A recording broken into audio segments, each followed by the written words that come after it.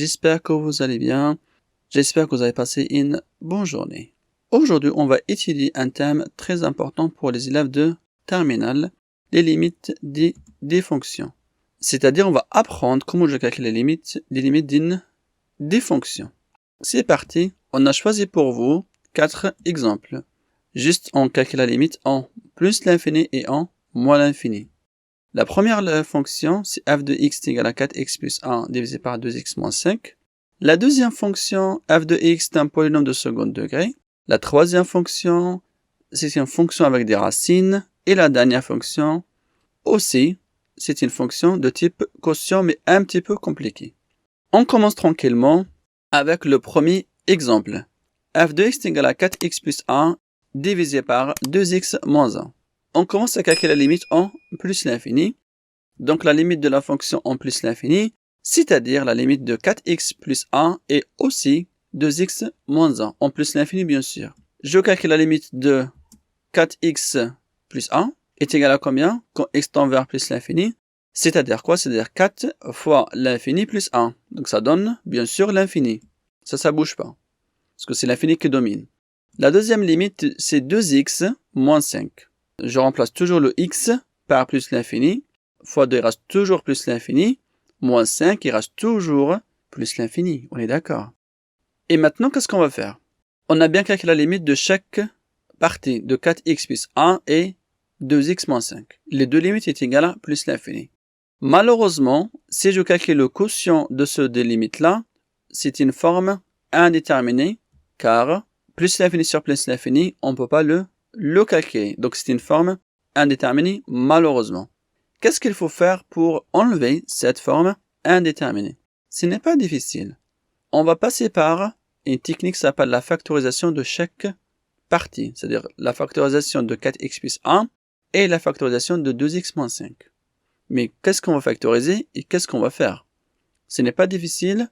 Donc je reprends la fonction comme elle est, je ne change rien du tout, d'accord? Et là, qu'est-ce qu'on va faire? Il suffit juste de factoriser par x. Si par exemple j'avais x au carré, je factorise par x au carré. Toujours factoriser par x avec la plus grande puissance. Mais là, on a juste x, c'est une fonction affine. Donc x, c'est lui qui décide. Donc je factorise par x. C'est bon, c'est clair? C'est-à-dire, je mets le x en facteur, fois 4 plus 1 sur x. C'est la même chose pour le 2x moins 5. J'obtiens qui est égal à x entre parenthèses 2 moins 5 sur x. Là, on a forcé la factorisation. Une fois c'est fait, je peux simplifier le x. Comme ça qu'on voit ici. C'est bon? Donc cette fonction est égale à quoi? Est égale à 4 plus 1 sur x divisé par 2 moins 5x. Et comme ça, c'est réglé. Je reprends maintenant chaque terme tout seul et je calcule la limite en plus l'infini. Je commence tranquillement. Donc la limite de f de x, c'est bien sûr la limite de 4 plus 1 sur x divisé par 2 moins 5 sur x. Ça c'est logique, on ne change rien du tout. Et je prends maintenant cette partie, juste à droite, pour calculer la limite de chaque terme. 4 plus 1 sur x, qui est égal à combien? Ah, là il faut bien réfléchir. Le 4 c'est une constante, ça ne bouge pas. Mais la limite de 1 sur x, il faut connaître le cours ici, malheureusement. Si quelqu'un ne maîtrise pas le cours, il ne peut pas faire cette limite. Là, c'est-à-dire si on a 1 sur l'infini.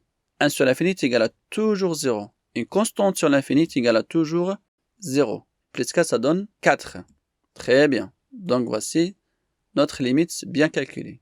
C'est clair? On passe au deuxième terme. Le deuxième terme, c'est la même technique, la même chose, on ne change rien du tout. La limite de 2 moins 5 sur x, 5 c'est une constante, divisée par plus l'infini, ça donne 0.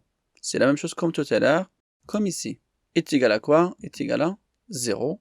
Et 2 moins 0, ça donne 2, bien sûr. Là, on a trouvé la limite de chaque terme, 4 et 2. Par quotient, ça donne quoi cette limite-là? Ça donne juste 4 sur 2. Et 4 sur 2 est égal à 2.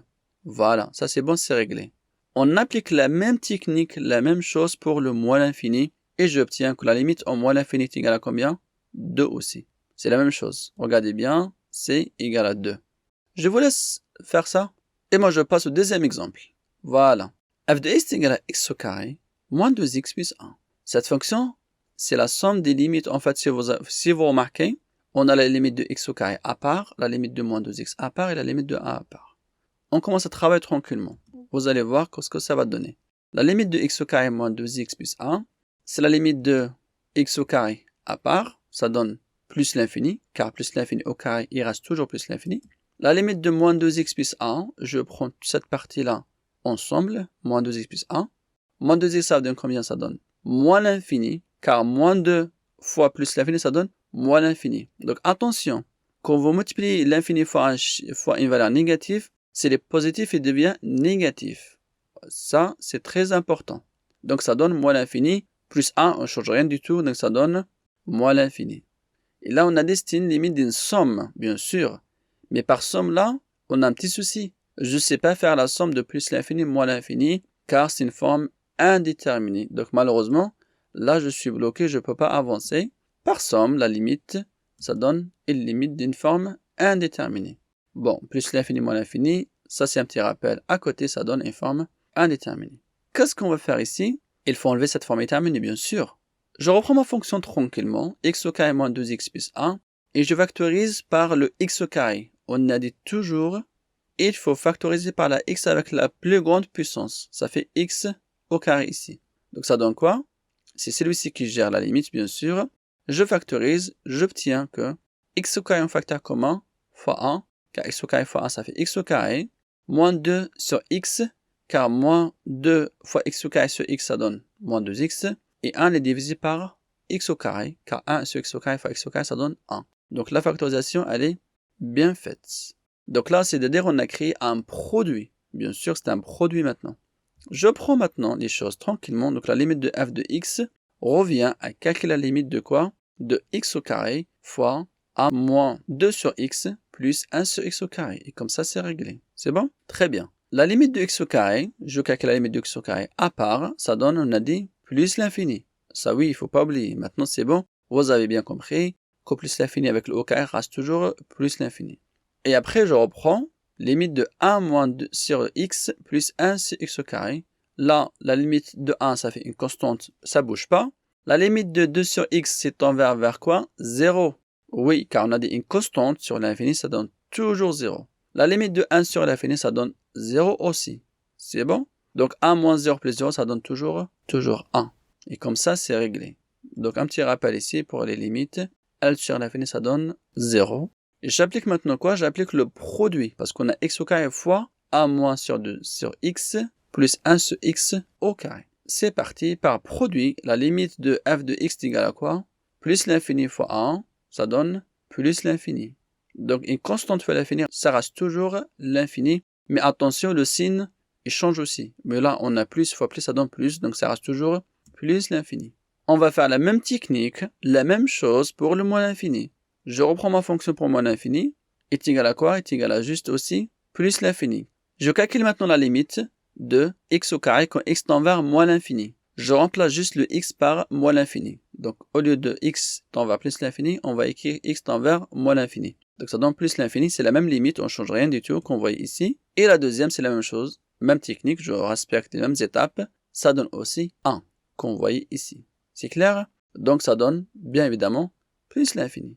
Et comme ça, on a fini avec le deuxième exemple. Excellent.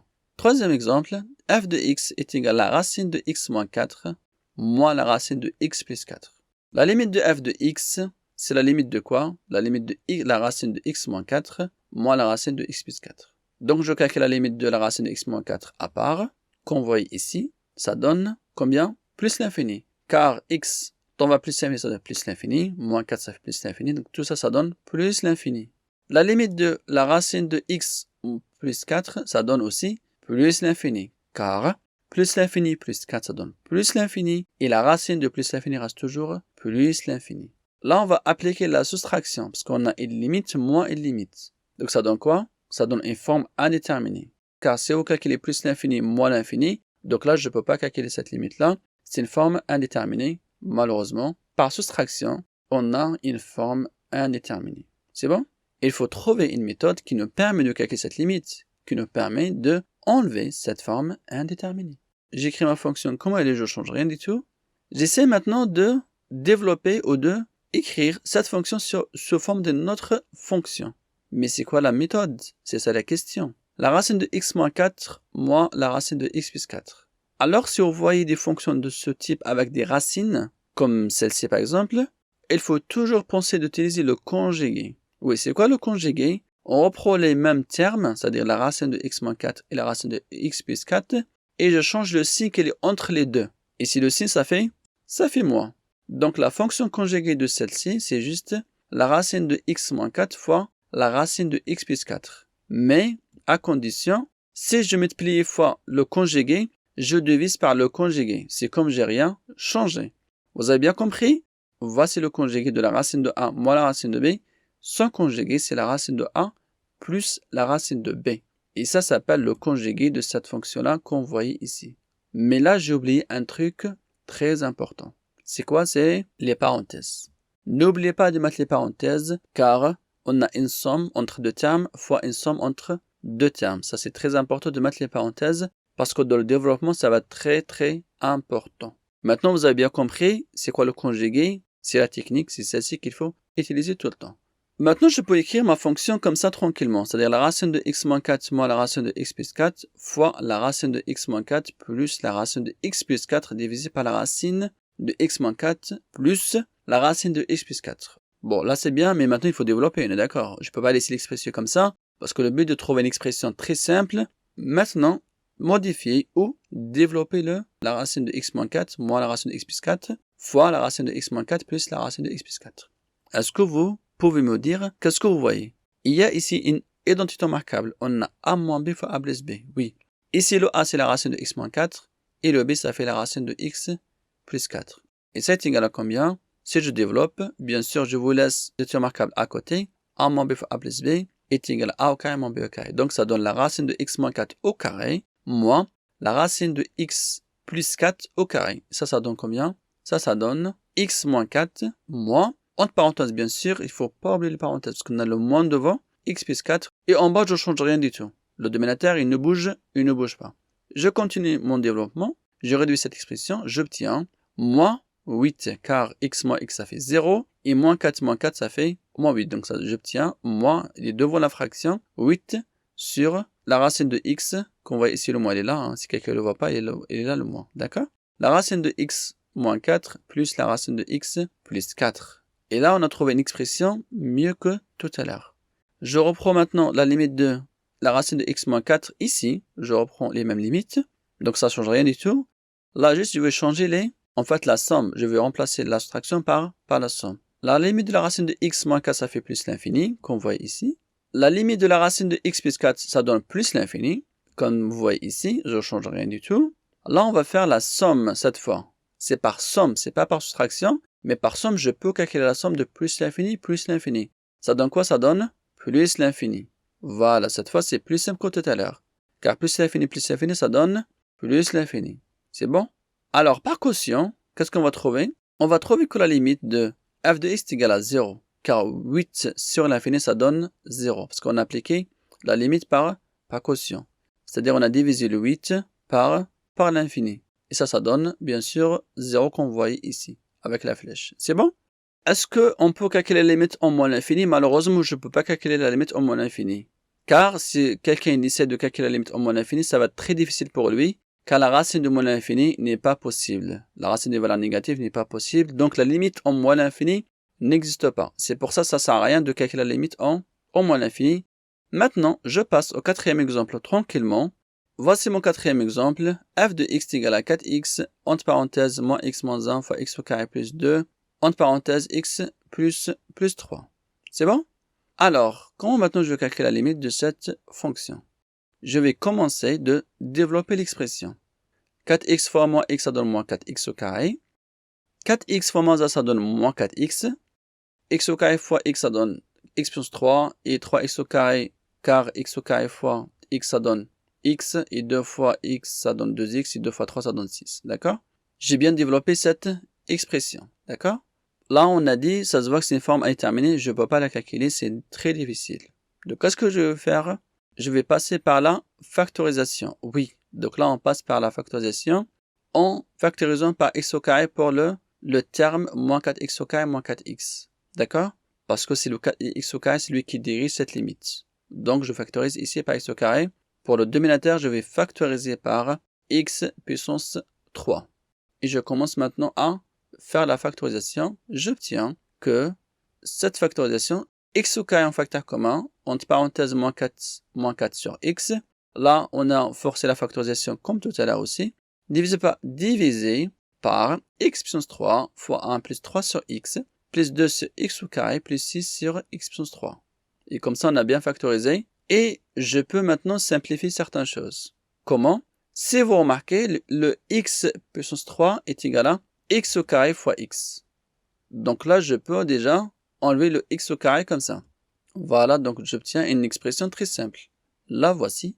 Moins 4 sur x divisé par x, entre parenthèses 1 plus 3 sur x, plus 2 sur x au carré, plus 6 sur x puissance 3. Et comme ça, c'est réglé. C'est réglé juste pour simplifier l'expression. Mais les limites, ils arrivent. Hein. C'est pas fini. Hein. Restez concentrés, s'il vous plaît. La limite de f de x, c'est la limite de toute cette expression qu'on vient de trouver. Moins 4 sur x divisé par x fois 1 plus 3 sur x, plus 2 sur x au carré, plus 6 sur x puissance 3. Bon, je calcule la limite de chaque terme à part.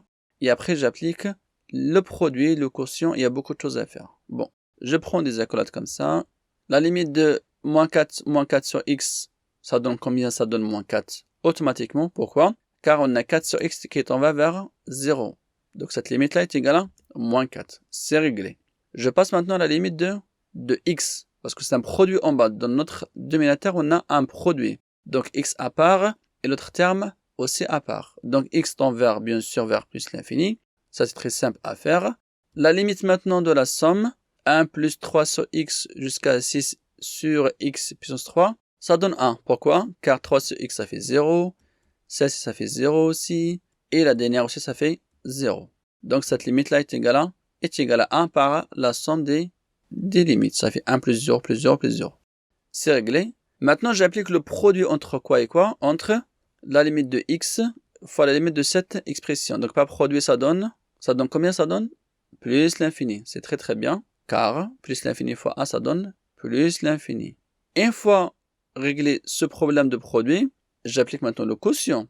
Par quotient maintenant, la limite de moins 4 sur x qui est égal à moins 4, qu'on voit ici, divisé par plus l'infini.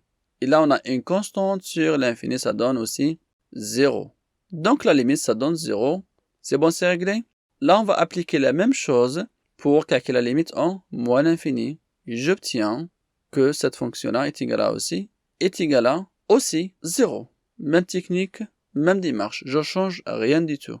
Et comme ça, on peut dire que c'est la fin de notre exercice pour aujourd'hui. J'espère que vous avez bien compris les méthodes et les techniques.